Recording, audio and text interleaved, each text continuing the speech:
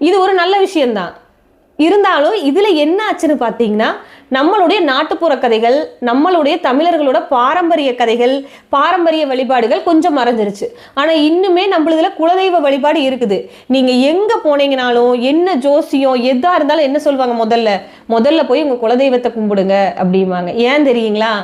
அவங்க நம்மளோட வாழ்ந்து நம்மளுக்காகவே உயிர் நீத்த நம்முடைய முன்னோர். குலதெய்வங்கிறது ஒன்றும் அது வானத்திலேருந்து வந்த சாமி கிடையாது, நம்மளுடைய முன்னோர். இப்போ நம்ம அம்மாயி, நம்ம அப்புச்சி, நம்ம தாத்தா பாட்டி அவங்கெல்லாம் யார்? அவங்ககிட்ட நம்ம எப்படி பேசுகிறோம், அவங்ககிட்ட நம்ம எப்படி உரிமையாக இருக்கிறோம்.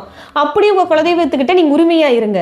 உங்கள் குலதெய்வத்துக்கிட்ட உரிமையாக கேளுங்க, என்ன வேணும்னு, எனக்கு இதை கொடுங்க, எனக்கு இது வேணும் அப்படின்னு கேளுங்க.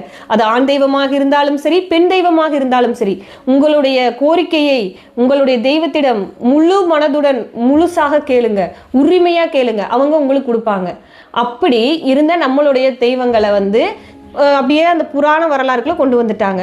அப்படித்தான் அரவான் அவர் மாரியம்மன் சகோதரராக மாற்றப்பட்டார். முதலியே பார்த்த இல்லைங்களா, சப்தகன்னிமார் 7 பேர். அந்த 7 பேர் கூட சகோதரர் இருந்திருக்கிறாங்க. அவர் கோதாண்டராமன். கோதண்டம் அப்படின்னா வில்லை ஏந்தியவர். இப்போ கூட பார்த்தீங்கன்னா மதுரையில் நம்மளோட கோதண்டராமர் கோவில் இருக்கு. கோச்சடை வில்லாயுதமுடைய ஐயனார், அதாவது முத்தையா சுவாமி கோவில் பெரும்பாலானவர்கள் கேள்விப்பட்டிருப்பீங்க. இவர் வில்லேந்தி இருப்பாருங்க. அதே மாதிரி சிவகங்கை மாவட்டத்திலேயும் ஐயனார் கோவில் இருக்குது, அவரும் வில்லேந்தி இருக்கிறார். இது மாதிரி வில்லேந்தி ஐயனார்கள் ரொம்ப ரொம்ப கம்மியான கோவில்களில் தான் இருக்கிறாங்க. இவங்க தான் கோதண்டராமன் சொல்லியிருக்கிறாங்க.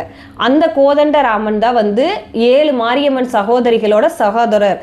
அதாவது இந்த மாரியம்மன் என்ன பண்ணியிருக்காங்கன்னா, ஒரு இடத்துல இருக்கல, அவங்க ஊராக பயணம் செஞ்சு மக்களிடையே இருந்த நோய்களுக்கு மருத்துவம் பார்த்திருக்கிறார்.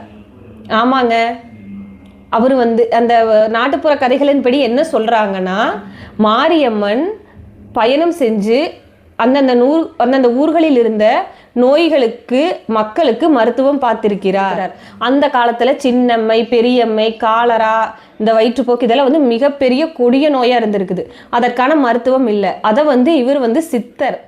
இப்போ சித்தர் வழிபாட்டில் வாழை சிறுமீன்னு நம்ம மாரியம்மனை கும்பிடுறாங்க. இது என்னன்னு பார்த்தீங்கன்னா, குண்டலினி யோகத்தில் ஒரு உச்ச நிலையை எட்டிய ஒரு பெண் சக்தி, அவங்களோட வடிவத்தை தான் இது சொல்லுதுன்னு சொல்கிறாங்க. இல்லை குண்டலினி சக்தி இதை குறிக்குதுன்னு சொல்கிறாங்க. இப்போ கோதண்டராமர் கதை பார்த்துட்டு இருந்தேன் இல்லைங்களா, அந்த கோதண்டராமருங்கிறது வேற யாரும் கிடையாது, நம்மளுடைய முனியப்பன் நம்மளுடைய தெய்வங்களை தான் கோதண்டராமன்னு சொல்கிறாங்க. வில்லேந்திய முனியப்பன்னு சொல்ல வர இவங்களை இப்போ புராணங்கள் மக்களுக்கு எளிதாக மனசில் பதியணும், இன்னொன்று மக்கள் மற்ற சமயங்களை நோக்கி போகாமல் இதுக்குள்ளே ஒரு பிணைப்பை உருவாக்கணும்னு சொல்லி